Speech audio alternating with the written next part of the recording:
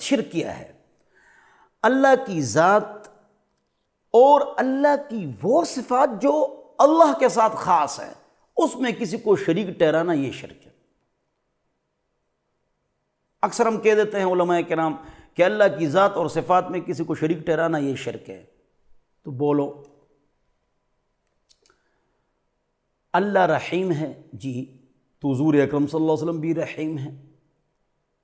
فلانا بڑا رحیم کریم آدمی ہے، تم نے تینوں پر، اللہ، رسول، عام نیک انسان کو، تینوں کو رحیم کریم کہا نا، تو اطلاق تو ہو گیا۔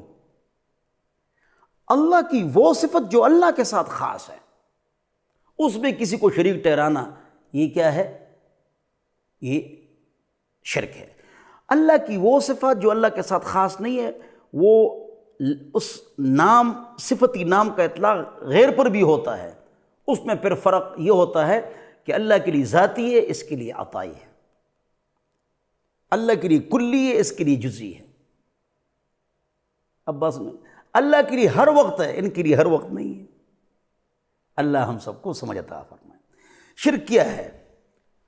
شرک کی 5 اقسام ہیں، توحید کی 5 اقسام ہیں۔ شرک فی التصرف ہے، اور شرک فی العلم ہے، اور یہ وہ آسان عوام کے لیے۔ بت، انسان، زندہ، مردہ، قبر، ان کا طواف بھی شرک ہے، ان کو سجدہ بھی شرک ہے، بات ختم ہو گئی۔ آسان کر لو عوام کے لیے۔ دوسری بات، دور کے بزرگ ہیں جو قبرستان میں ہیں، ہمارے بزرگ، ہمارے سروں کے تاج، آنکھوں کا سرما، ہم ان کے قدموں کی خاک، وہ ہماری پگڑی، عزت، وہ جو بزرگ ہیں، دعا کریں گے ان کے لیے، سلام کریں گے، ایصال ثواب کریں گے، اولیاء کو مانیں گے، اولیاء کی بھی مانیں گے، جو انہوں نے نصیحتیں کی ہے، زندگی گزاری ہے۔ اب دور ایک بزرگ دفن ہے، دور گاؤں میں، دور شہر میں، یا دور ملک میں، اور تم یہ سمجھو کہ اے ابو بکر مجھے بیٹا دے دو، اے عمر کشتی پار لگا دو، اے عثمان تم مشکل کشا ہو، میرے اس مشکل کو حل کرو۔ اب یہ 3 باتیں جو ہے نا، یہ جو اس نے کر لی، یہ شرک ہے۔ جب یہ تینوں ہمارے بزرگ نہیں تھے تو مشکل کشا کون تھا، اولاد کون دیتا تھا، اور کشتی کون پار لگاتا تھا؟ اللہ۔ جب یہ بزرگ آ گئے تو اللہ کی چھٹی ہو گئی۔ کیوں نہیں سمجھتے ہو آسان بات؟ اللہ ہم سب کو سمجھ عطا فرمائے۔ ہر وقت سننے والی ذات وہ اللہ کی ہے، مدد کرنے والی ذات اللہ کی ہے، تو اس بات کو سمجھنا چاہیے۔ جب شرک ہوگا تو پاک نبی کی شفاعت نہیں ملے گی۔ ان لکل نبی دعوۃ مستجابۃ فتعجل کل نبی دعوتہ وان اختبأت دعوتی شفاعۃ لامتی یوم القیامہ من لا یشرک باللہ شیئا، رواہ البخاری او کما قال۔ شرک ہوگا، نبی کی شفاعت نہیں ملے گی۔ بدعت ہوگی تو نبی علیہ السلام کے ہاتھ کا حوض کوثر نہیں ملے گا۔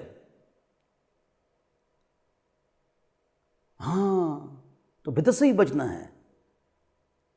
مسلمان آتے جائیں گے، پاک نبی ان کو حوض کوثر پلاتے جائیں گے، لوگ جاتے جائیں گے، کچھ لوگ آتے جائیں گے، فرشتے ان کو ہٹاتے جائیں گے، نبی علیہ السلام ان کو بلاتے جائیں گے کہ تو میری امت ہے، یہ تو میری امت ہے، اصحابی اصحابی۔ تو کہا جائے گا کہ آپ کو پتہ ہے انہوں نے آپ کے بعد دین کا بیڑا غرق کر دیا تھا، دین میں اضافے کیے تھے، لہٰذا اب آپ کے ہاتھ کا حوض کوثر ان کو نہیں نصیب ہوگا۔ اگلی بات یہ ہے کہ یہ شرک نہیں ہے، یہ نہیں ہے، یہ نہیں ہے۔ ایسے بیانات ہیں کہ یہ شرک نہیں ہے، اس پر 3 گھنٹے بیان ہے کہ یہ شرک نہیں ہے اور یہ بدعت نہیں ہے، اور تم جو شرک کرتے ہو، تم جو بدعت کرتے ہو، یہ بیانات بہت زیادہ ہیں۔ جواب، اگر مجھے کینسر ہے، تم اپنے کینسر کا علاج نہیں کرو گے، تم جو شرک کرتے ہو، بدعت کرتے ہو۔ 2، یہ شرک نہیں ہے، شرک نہیں ہے۔ تمام علماء کرام جس مقطع فکر کے ہیں، توجہ، بہت اہم جملہ، اگر وہ 100 200 شرکیات جو عوام میں موجود ہے اس پر کتاب لکھے، کل اختلافات ختم ہو جائیں گے۔ شرک ہوگا، نیا فرقہ بنے گا، بدعت ہوگی تو نیا مقطع فکر بنے گا، جس کی مثال میں نے ابھی آپ کو دے دی کہ کچھ لوگ عید کے لیے اذان دینا شروع کر دیں، اچھا کام ہے، نبی علیہ السلام نے منع بھی نہیں فرمایا ہے، اور ہم کوئی گالیاں تو نہیں دے رہے ہیں، یہ 3 باتیں کرتے ہیں جب ہم بدعت کرتے ہیں تو کر لو شاباش۔ عید کے لیے اذان بھی دو، اقامت بھی کہو، دین کا بیڑا غرق ہو جائے گا۔ بدعات سیئہ برے ہیں جی، اتفاقی جی، 100 بدعات سیئہ لکھو جو عوام میں موجود ہے، 7 وجہ بھی لکھو، کل سے اختلافات ختم۔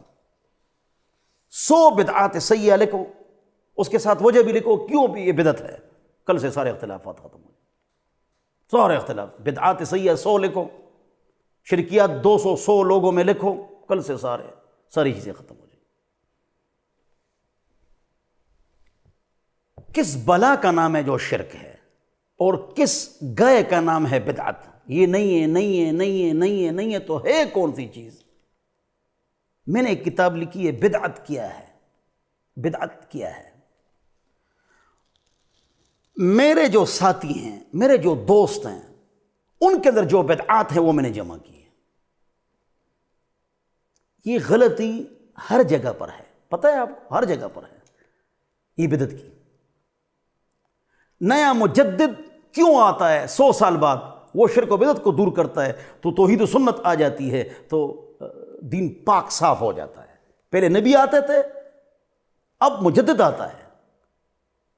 بدعات کے 1 کروڑ بدعات کی سر پر جنا گٹھڑی رکھی ہوئی ہے، کہہ رہے یہ مجدد ہے، دن رات بدعات۔ مجدد آتا ہی اس لیے جو شرک و بدعت کو دور کر کے توحید و سنت کو واضح کرے۔ جب تک اس پر عمل نہیں ہوگا نقصان ہوگا۔ تو میں نے ایسی بدعات جمع کی ہے جو ہمارے اپنے اندر ہے، سب کے اندر، وہ سب میں نے جمع کی ہے۔ اس میں اپنوں کو بھی رگڑا ہے، ان کو، سب کو، بھائی یہ ٹھیک کر لو یار۔ اللہ ہم سب کو سمجھ عطا فرمائے، اللہ ہم سب کو عقل عطا فرمائے۔ اور بدعت کے حوالے سے بہت ضروری بات یہ بھی ہے کہ بدعتی کو توبے کی توفیق نہیں ہوتی۔ کیوں؟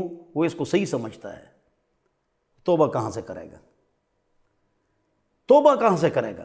وہ تو کہتا ہے میں ٹھیک کر رہا ہوں۔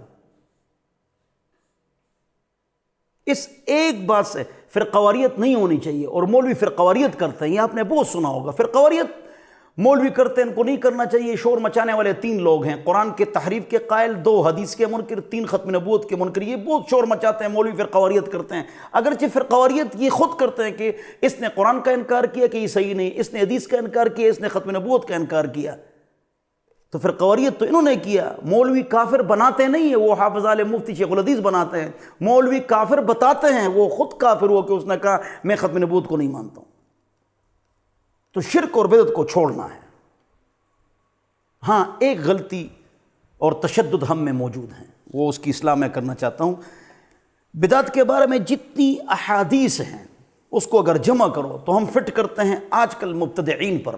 ایسی بات نہیں ہے۔ دیکھو بدعت کی 2 قسمیں ہیں، ایک بدعت مفسقہ ہے، ایک بدعت مکفرہ ہے۔ جتنی بدعات کے خلاف حدیث ہے، جو میں نے بخاری کی بھی حدیث سنائی، سنتوں کے بعد دعا، اس پر فٹ نہیں کر سکتے ہو۔ یا من وقر صاحب بدعت فقط اعان علی ہدم الاسلام، اس پر فٹ نہیں کر سکتے ہو۔ کیوں؟ یہ بدعت مفسقہ ہے، یہ بدعت ہے، غلط ہے، نہیں کرنا چاہیے، لیکن یہ سب کچھ سے محروم ہے، ایسی بات نہیں ہے۔ اس نے دین میں اضافے کیے، آپ کا حوض کوثر نہیں ملے گا۔ وہ کون لوگ ہیں؟ وہ یہ لوگ ہیں جو یہ کہیں کہ قرآن غلط ہے، یا یہ کہیں کہ حدیث نہیں مانتے، صرف قرآن مانتے ہیں، یا یہ کہیں ہم ختم نبوت کو نہیں مانتے ہیں، یا قرآن کی غلط تشریح کرے ذکری، یا الحاد کرے، یا زندقہ کرے، اس سے وہ بدعات مراد ہے۔ معمولی بدعات پر ہم بس یہ رخصت ہو گئے، ایسی سختی مت کرو۔ یہ بات یہ ہے کہ فلانا مشرک ہے، اس پہ بھی ذرا سختی مت کرو۔ باب شرکن دون شرکن، باب کفرن دون کفرن، امام بخاری کا باب ہے، وہ پڑھ لیں۔ بعض اوقات ایک آدمی کفریہ حرکت کرے گا، یا شرکیہ حرکت کرے گا، بات کرے گا، یا قول اختیار کرے گا، آپ نے کیا کرنا ہے؟ آپ نے کفر و شرک کے فتویٰ اس پر نہیں لگانا ہے۔ اگرچہ وہ حرکت کرے گا، وہ ایک الگ موضوع ہے، یہ علماء جانتے ہیں، عام لوگ نہیں جانتے ہیں۔ اگلی بات اس سے کٹ کے، کسی نے کوئی قول یا فعل کیا، اس میں آپ کو شبہ ہے کہ یہ کافر یا مشرک ہو گیا، تو آپ نے اگر اس میں 99 احتمالات کس کے ہیں؟ کفر کے ہیں، ایک اسلام کا ہے۔ آپ اسلام والے احتمال کو لے لیں، وَكُلُّ قَوْلٍ جَاءَ يُنْفِي الْكُفْرَ عَنْ مُسْلِمٍ وَلَوْ ضَعِيفًا أَحْرَى وَكُلُّ قَوْلٍ جَاءَ يُنْفِي الْكُفْرَ، ہر وہ قول فعل جو ایک آدمی سے سرزد ہو جائے، عن مسلمن ولو ضعیفاً، اگرچہ وہ ضعیف ہو تو وہ احرا، آپ اس کو دیکھیں اچھی تعویل کو لے کر اس کو مسلمان بنائیں، اس کو اسلام سے مت نکالو۔ جو قرآن حدیث ختم نبوت کو مانے مسلمان ہیں، سب مانتے، لہذا سارے مسلمان ہیں، ہم رب کے ہیں، رب ہمارے، ہم سب کے ہیں، سب ہمارے۔ امت کو جوڑنا ہے، توڑنا نہیں۔ جو جس رنگ کی پگڑی باندھے، جو مسجد کو رنگ دے، سارے مسلمان ہیں۔ 73 فرقے ہوں گے، ایک جنت میں جائے گا، تو یہ جو سارے فرقے اس میں کون حق پر ہے؟ یہ سارے حق پر ہے، سب جنت میں جائیں گے انشاءاللہ۔ شرک سے بچو اور بدعت سے بچو، قرآن حدیث اور ختم نبوت کو مانو، آپ پکے مسلمان ہیں۔ امت کو جوڑنا ہے، توڑنا نہیں ہے۔ ہم رب کے ہیں، رب ہمارے ہیں، ہم سب کے ہیں، سب ہمارے ہیں۔ ان میں بڑی غلطیاں ہیں جی، ہم میں جو غلطی ہے، ہم میں بڑی غلطی ہے، ہم میں بھی بڑی غلطیاں ہیں۔ اللہ ہم سب کو معاف فرمائے، اللہ ہم سب کو سمجھ عطا فرمائے، اور ان باتوں پر عمل کرنے کی توفیق نصیب فرمائے۔